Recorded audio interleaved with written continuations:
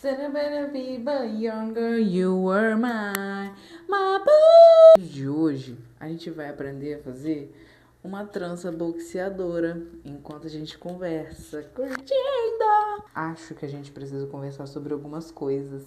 Hoje eu tô utilizando uma camiseta da Laja Records, marca aqui de Vila Velha. Conhece Vila Velha? Do Espírito Santo. O vídeo de hoje tem o intuito de informar para vocês algumas coisas, tá? Porque a partir do momento que eu comecei a fazer esses vídeos falando e tudo mais, voltando um pouco até como eu comecei aqui no YouTube, porque eu sempre quis ser youtuber. E aí em 2016 eu posto o meu primeiro vídeo que está disponível também aqui no meu canal. E assim, nesse primeiro vídeo eu tô conversando com a câmera e essa é a minha forma de produzir conteúdo pro YouTube, sabe? Eu gosto muito disso. E aí aqui eu dividi o cabelo ao meio. Eu vou fazer essa trança sem gel cola, sem gel, sem nada, porque eu não tenho. Mas seria ótimo se eu tivesse. Então eu vou usar água e creme de pentear. E muita fé que vai dar certo. Vai dar certo, vai dar, porque eu sei fazer, mas eu fiz ontem, ficou com muito frizz, sabe? Eu acho que eu fico linda com os frizz, assim. Adorei, mas só que fica parecendo que eu tô meio descabelada aos olhos dos outros. Mas o que eu posso dizer sobre os olhos dos outros se não sei sobre eles? Na real, os olhos dos outros têm muito mais dos meus olhos do que dos olhos dos outros, de fato. Entendeu? Entendeu? Entendi tudo. O vídeo de hoje é pra gente conversar um pouco sobre os rumos do canal, que ganhou uma proporção muito boa, os vídeos comentando algumas coisas, e eu adoro fazer esses vídeos. Só que eu tenho também uma vontade muito enorme de falar sobre pessoas que trabalham com cultura, pessoas que trabalham com artes, pessoas que trabalham com o terceiro setor como um todo. Mas eu confesso que esse vídeo eu não fui pesquisar antes para fazer. Eu simplesmente precisava falar porque tá tomando uma proporção as coisas onde eu preciso, indicar leituras para as pessoas se politizarem melhor. E aí todas as indicações que eu faço aqui nos vídeos são excelentes, mas vocês também precisam entender o porquê de eu estar fazendo isso, né? E o porquê, gente, é porque eu, de fato, quando fui entrar no mercado de trabalho, eu tinha 16 anos quando eu comecei a trabalhar efetivamente. E aí eu trabalhei, né, de menor aprendiz e tal. Tudo que a minha vida gira em torno muito do trabalho, né?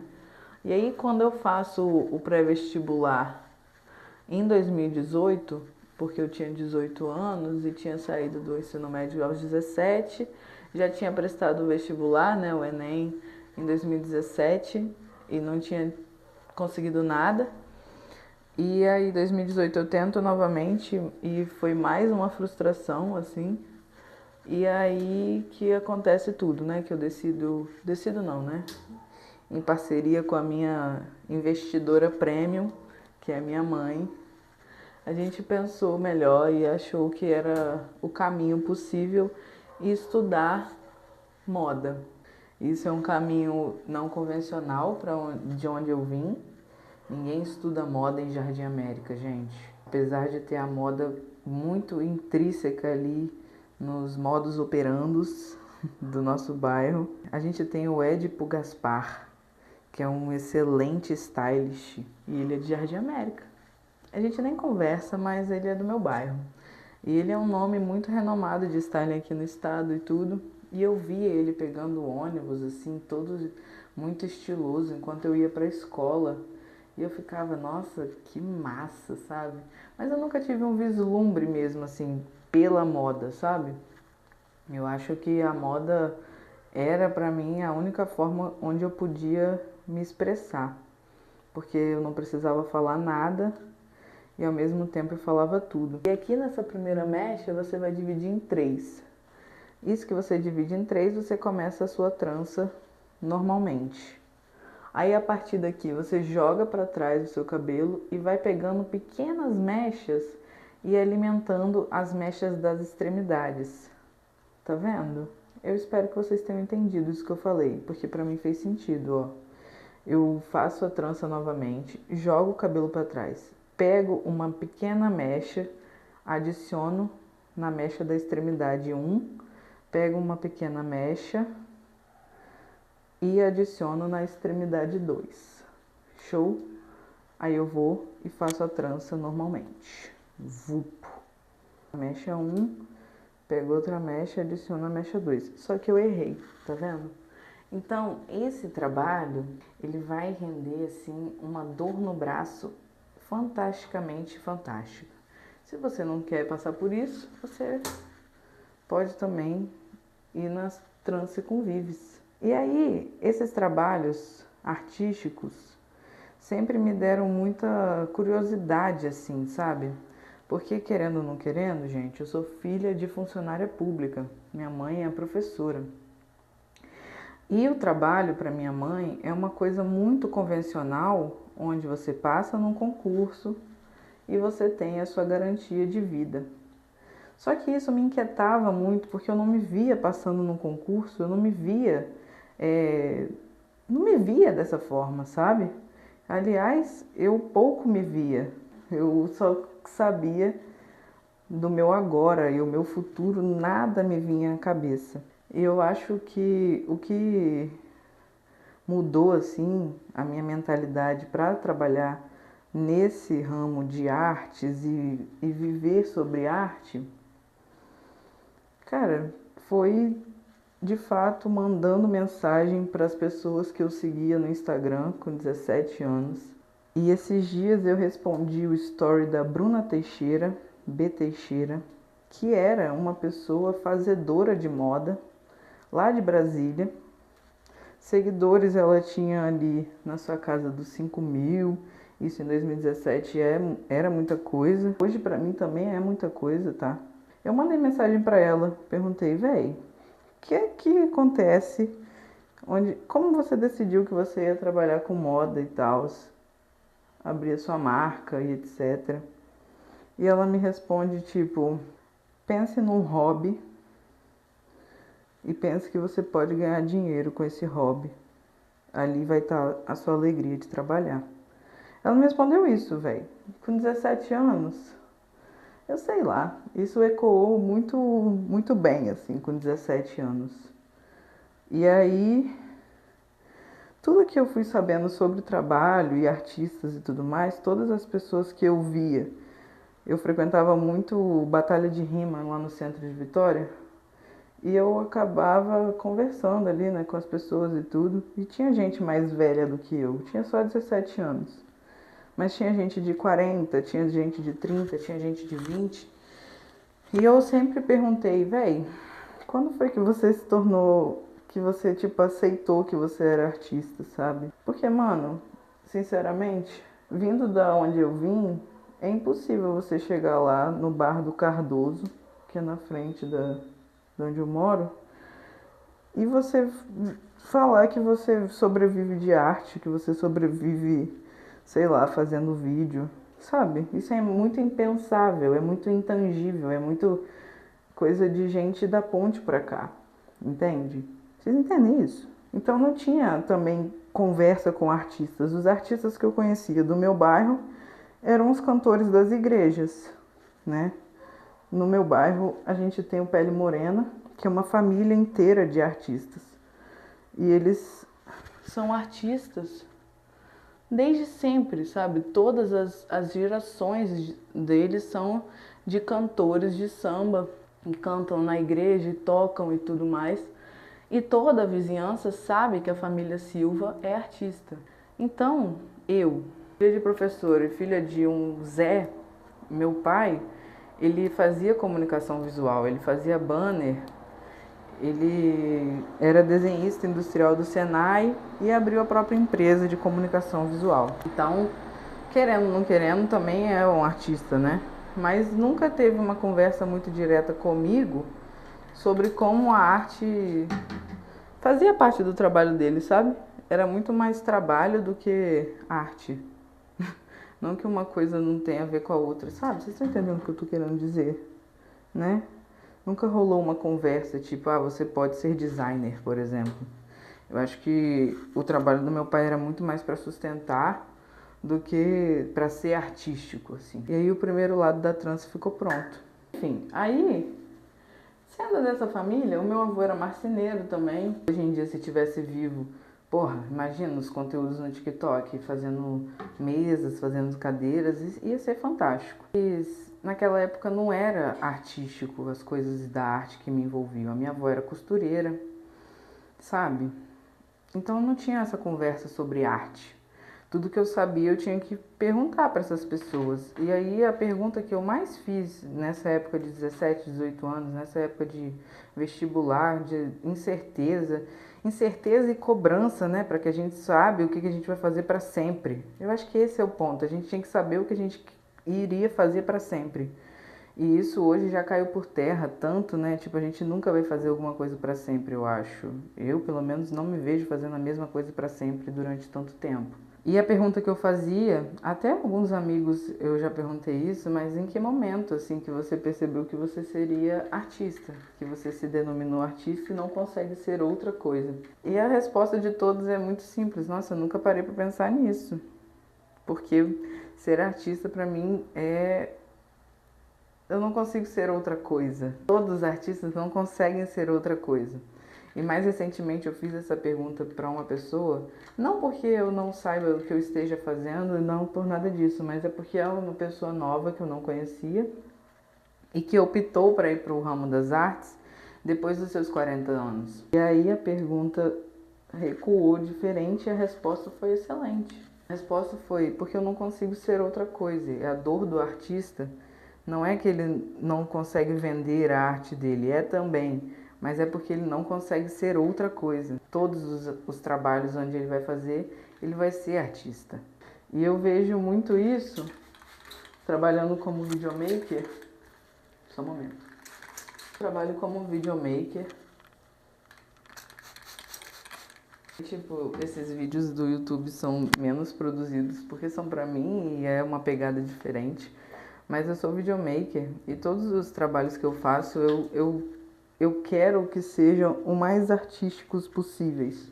Eu não quero fazer um vídeo comercial, eu quero fazer um vídeo estiloso. Então eu acho que todas as produções de fashion film da faculdade foram ótimas para isso, porque os meus clientes comunicam estilo, estilosamente. E a minha entrega é uma entrega também de estilo de comunicação. Então, eu tenho enfrentado algumas dificuldades, raríssimas vezes, tá? Raríssimas vezes. Eu vou falar agora das dores do meu setor. Às vezes vem uma pessoa que não conhece meu trabalho e aí ela é indicada por alguém ou ela vê o meu trabalho sendo feito por outros perfis e tudo e ela vem me pedir o orçamento e aí ela já pergunta, quanto que você cobra para fazer um vídeo? E, gente, uma coisa que eu aprendi já há 3 anos trabalhando por conta própria é que se a gente tabela o nosso preço, a gente fica limitado. Às vezes um trabalho vai te exigir muito mais do que você imaginava quando você passou o preço. Então é importante que você tenha em mente conversar com o seu cliente para você entender as minúcias desse trabalho, tá? Porque acaba que você dá um preço e o trabalho fica muito mais puxado do que foi acordado. E aí você fica frustrado. E as pessoas, quando vêm de fora, hoje praticamente eu atendo pessoas que já me acompanham, que já sabem das coisas que eu fiz e tudo, mas às vezes vêm alguns clientes de fora. E uma coisa que aconteceu algumas pouquíssimas vezes é eu ter que provar que a pessoa precisa do meu trabalho, sabe? Tipo, mas me explica melhor como você trabalha. Mas me explica melhor como que você vai fazer e tudo mais. E olha, sinceramente, eu explico sem nenhum tipo de problema, mas eu já sei que esse vai ser um cliente que não vai valorizar o meu trabalho, sabe? Porque ele já tem na cabeça o que ele quer, assim. O que ele quer é muito mais comercial do que estiloso. E aí, quando ele tem uma entrega minha, um modo de trabalho meu que é mais artístico e tudo mais, sei lá, mano, parece que ele gosta do resultado, mas ele jamais vai entender por que que ele tem que pagar por aquilo se eu faço de uma maneira tão fácil, tão rápida, sabe? Louco isso, né? Mas esse é um papo mais para eu poder apresentar para vocês algumas coisas do meu trabalho também. E aí, nesses caminhos, conversando com esses artistas e tudo, essa é uma dor de muitos artistas, né? Muita gente quer a beleza da arte, a beleza do resultado e pouco entende dos processos para que isso seja de fato exibido, assim, né? Porque acaba que a gente, pela prática, pelos esforços que a gente desprende para que a gente empregue um bom trabalho, a gente acaba fazendo rápido, a gente acaba fazendo muito bem feito. E aí parece que é um trabalho simples, parece que é um trabalho fácil. Quando na realidade, se você procurou esse profissional, é porque você não tem a capacidade de fazer um trabalho como aquele, sabe? E eu vejo que muita gente se rende a esses questionamentos de preço e tudo mais e acaba fazendo um preço mais baixo. Eu não tô falando de negociação, tá? Eu tô falando de atravessamentos de pessoas questionando o seu preço. Questionando, tipo assim, você revisou, você viu os seus concorrentes, você viu, né, a carga de trabalho que você vai ter, então você tem certeza que o seu trabalho vai custar aquele preço. Mas, muitas vezes, se você tem uma abordagem um pouco mais sociável, assim, você vai falar, podemos negociar e tudo mais, chegar num denominador comum, né? Então, eu vejo que muita gente quer chegar nesse denominador comum para poder aceitar qualquer tipo de trabalho e vai se frustrando, sabe? Porque não soube dizer não, porque não soube dizer não, esse é meu preço final e tudo mais. Eu demorei muito para poder ter essa confiança de mandar um orçamento confiante, sabe? E foi muito teste, muito erro, muito acerto também. Mas os erros do caminho são ótimos, assim, pra gente analisar onde a gente tem que melhorar os nossos processos. Os erros nos fazem crescer a nossa carreira. E hoje, respondendo a minha própria pergunta, o que que me fez ser artista, que momento que eu falei, não, eu trabalho com vídeo, eu sou produtora audiovisual, eu também sou estilista. É difícil falar essas coisas, sabe, de onde você veio e tudo mais. Não tem muitas estilistas, sabe, de onde eu vim. E eu já trabalhei como estilista, hoje não atuo, mas é muito complexo, assim, sabe? Você realmente, de fato, se assumir. E respondendo a minha pergunta, em que momento que eu falei, não, eu sou estilista e tudo, eu posso considerar que foi quando eu consegui pagar meus aluguéis sozinha, quando eu consegui fazer compra do mês sozinha também, quando eu consegui sair do país, claro, com a ajuda de muitas pessoas, mas também grande parte foi por conta do meu dinheiro também. E aí, a partir desse momento que você vê que você não consegue ser outra coisa, né? Porque essa forma de trabalho é a que te dá satisfação, te dá alegria. Você percebe que você é aquilo. E, de fato, se eu não tivesse escolhido outra profissão, se eu tivesse passado num concurso e feito esse trabalho de uma maneira mais convencional, eu acho que eu não estaria tão bem realizada profissionalmente quanto eu estou hoje, com 24 anos.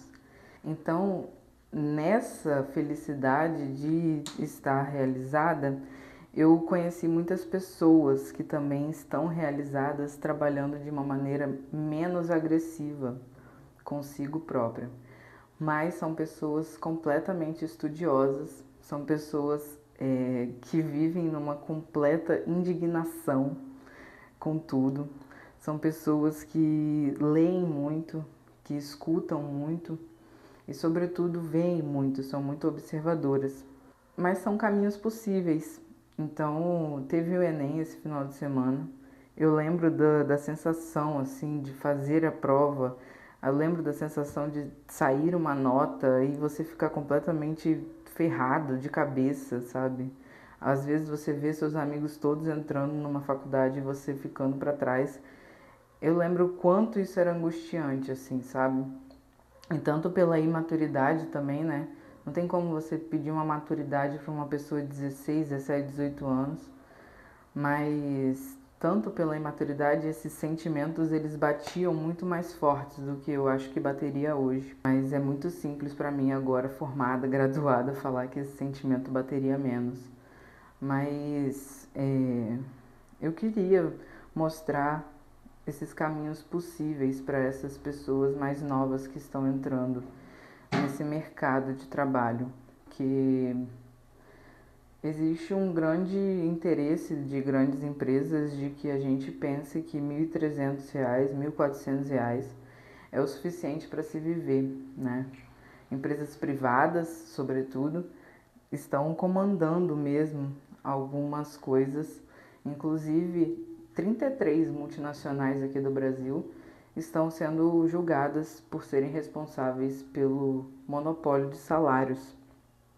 Cada vez que a gente avança nesse quesito de ir contra essa opressão do sistema de trabalho sobre nós, trabalhadores, não somente empreendendo, não somente abrindo uma startup, mas quem sabe também passando num concurso e aplicando a sua forma de trabalho da forma que te convém, mas eu acho que a gente tem que caminhar para caminhos mais saudáveis com o trabalho e com a nossa decisão de futuro, né? Acho que a gente fica muito preso, meu Deus, eu fiz uma faculdade de moda, por exemplo, eu só vou poder trabalhar com moda. E não é bem assim, a gente tem muitas possibilidades de estudar outras coisas. A gente tem muito conhecimento empírico também, que se dá por meio das nossas vivências, das nossas bagagens mesmo, e isso ninguém tira da gente, sabe? Por mais que algumas portas sejam fechadas porque você acaba sabendo um pouco demais, é muito gratificante as portas abertas que também se abrem, porque às vezes a gente quer abrir uma porta que não é pra gente ocupar, sabe? Sabe isso? Nossa, eu queria muito que, sei lá, eu vou falar por mim. Eu queria muito que a galera da direita, assim, mudasse o pensamento. Eu queria muito que a galera que estudou comigo na escola entendesse as coisas que eu estou falando e reconsiderasse alguns pensamentos que são pensamentos perpetuados pelos pais. Para mim é muito revoltante e eu não compreendo quem consegue manter a tradição de um pensamento opressor na família, sabe? Tem que honrar pai e mãe, beleza, você tem que honrar pai e mãe, mas você tem a sua própria cabeça, sabe? Você tem o seu próprio cérebro e, sobretudo, a sua própria realidade, que o seu pai e sua mãe às vezes não teve. E aí a gente tem que ter, né, a nossa própria independência de pensamento, assim. E nessas desobediências de pensamento foi onde eu me vi muito rebelde, assim, sabe? Essa rebeldia me acompanha desde sempre, assim. Eu tava até encontrando umas cartas do ensino médio e tenho muitas pessoas que me mandavam cartas do Dia da Amizade falando sobre essa rebeldia. Eu sempre eu sempre fui líder de turma nas turmas onde eu passei e tudo mais. E, cara, essa rebeldia faz parte de mim e eu não brigo com ela. De fato, eu abraço essa rebeldia, eu entendo perfeitamente os momentos que eu fui imatura na minha rebeldia, mas eu sei que ela é força motriz para que eu possa girar a roda da minha vida. Então, se eu sou rebelde ao olhar dos meus pais, eu sei que também eles ficam muito alegres e contentes, porque não teria como eu não ser rebelde tendo os pais que eu tenho e vindo da onde eu vim. E vou até indicar uma música que é o Toque de São Bento Grande, é uma música de capoeira. A minha psicóloga me mandou quando eu tava nessa de sempre. Eu ficava muito revoltada na escola quando eu sempre era chamada na coordenação porque eu tava fazendo bagunça e etc. Eu ficava tipo, mano, por que eu não consigo ser quieta, tá ligado? Quietinha, estudiosa, da igreja. Isso me revoltava muito, mano. E aí eu já superei um pouco disso, eu não tenho mais nenhuma aptidão para poder ser quietinha, normativa e tudo mais. E ela me mandou esse toque de São Bento Grande, a minha psicóloga, e é muito bom isso, saber que tem pessoas desobedientes e rebeldes também no mundo. E essas pessoas hoje são pessoas que eu admiro muito. E eu tinha muito interesse de conversar com elas, produzir vídeos e trazer aqui para vocês verem que tem caminhos possíveis, trabalhar com cultura, trabalhar com revolta, trabalhar com política de uma maneira mais à nossa cara. E eu acho que é isso, meu compromisso é muito sobre a fase adulta da minha irmã de 13 anos, por exemplo. A fase adolescente da minha irmã de 13 anos, eu acho que ter uma irmã 10 anos mais nova que eu transformou a minha vida. E ela fez 13 anos agora no dia 26. Infelizmente eu não estava presente, mas esse é assunto para outro vídeo de família, que a gente também tem que questionar alguns tratamentos. Então, são muitas questões, assim. E eu vejo que há pouco interesse, né? Na real, sempre foi assim, né? Senão não existiria certas músicas como O Jovem no Brasil Não É Levado a Sério. E eu vejo pouca preocupação de conversa com essas crianças e jovens que tem muita revolta, que tem muito sentimento e é visto só como uma cara emburrada e tudo, mas às vezes, velho, o menino que ela gosta ou a menina que ele gosta não olha pra ele, sabe? E isso é muita coisa. Sei lá, mano, esse vídeo é uma partilha da minha experiência de como aconteceu assim esse trabalho para que hoje trabalhasse da forma como trabalho. E ainda tem tanta coisa pela frente, sabe? É isso que me deixa maluca um pouco às vezes, tipo, caraca, eu fiz bastante coisa, né? Trabalhar desde os 16 te dá muita coisa que você fez. Então, sei lá, o ano acabando, a gente fica mais pensativo, assim, né, com os futuros possíveis.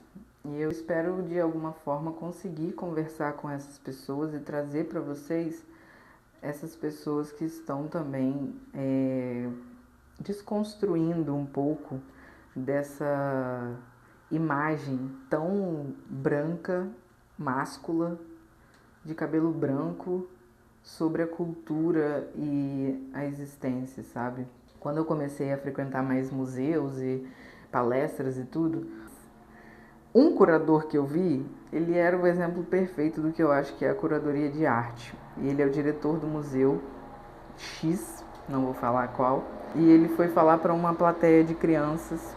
E eu tô frustrada com isso até hoje, em como as pessoas não se preparam para falar com as crianças. Só colocam sobre elas a responsabilidade de um futuro, mas não dizem quais são os passos possíveis para que elas possam realmente mudar o futuro. E se abdicam muito da responsabilidade da mudança do futuro, né? Não, o futuro está nas mãos das crianças e nas suas mãos. Ele até falou uma frase que eu fiquei assim, não é possível que esse cara tá falando isso em cima do palco. Porque a gente, adulto, a gente já destruiu muito e agora o futuro está na mão de vocês. Eu lembro de escutar isso na escola o tempo inteiro, eu lembro. E deve ser também por isso que tem essa revolta toda, né? Deve ser também por isso, de querer mudar o mundo. Mas é difícil mudar o mundo quando quem dita as regras são adultos ainda. Até quando, né? Eu me pergunto. Aí, gente, a transboxeadora. Não sei se ficou reto aqui atrás, mas espero que vocês tenham gostado. E para finalizar, eu quero fazer algumas indicações. Quero que vocês conheçam Rucá Agroecologia. Vai acontecer um evento agora aqui no Espírito Santo, dia 9, lá no território Terra Vermelha, Quintal Quilombo. Eles vão fazer o projeto Semear, em parceria com a Fiocruz, uma comunidade que vive sem apoio governamental e que inclusive sofre ataques do governo, né, para a sua própria existência. Não tem saneamento básico fornecido pelo governo, não tem iluminação fornecida pelo governo. É como se o governo dissesse que aquelas pessoas não deveriam existir. E nessas eleições de prefeitura, eu vi muitas pessoas conhecidas apoiando certos prefeitos porque deram para eles ali um cargo comissionado, porque deram ali para eles um trabalho de designer, de comunicação. E a gente tem uma larga maioria de pessoas que vivem sendo atacadas por esses governos tão apoiados por vocês e, enfim, né? Vereadores que são pais, que são amigos, que são conhecidos. Ah, não, vou votar nesse porque ele é lá do meu bairro.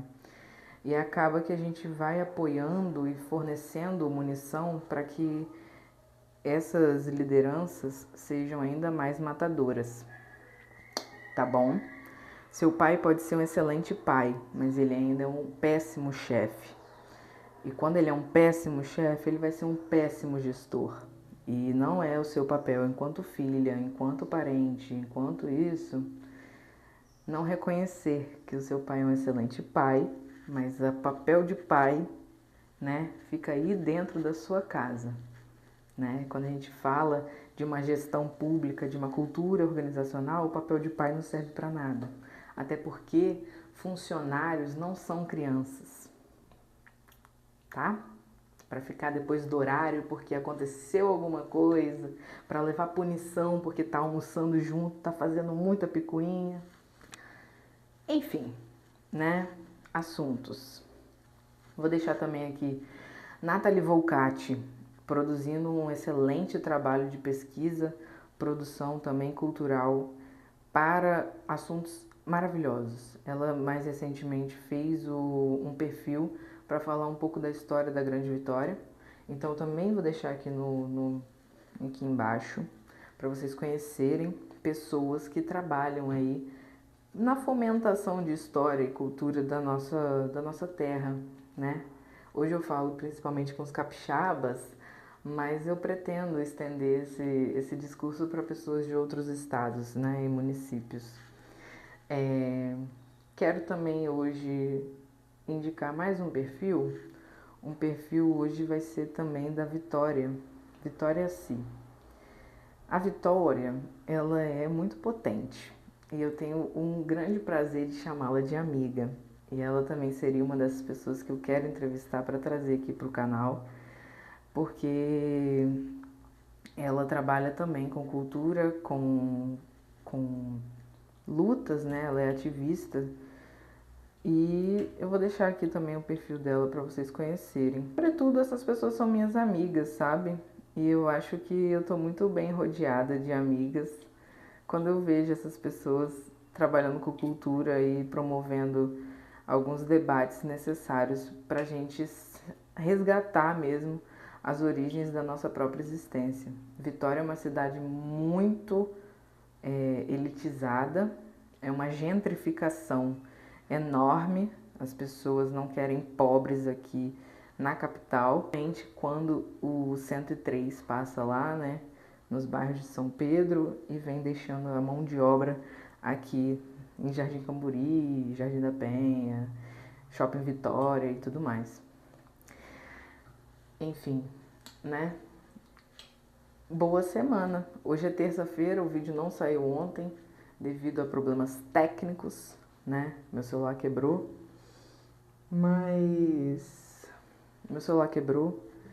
então eu vou deixar também o link do Apoia-se, se você quiser ajudar financeiramente o canal, é só clicar no link, fiquem à vontade. E é isso, gente. Um bate-papo mesmo, trança boxeadora. Espero que vocês tenham gostado.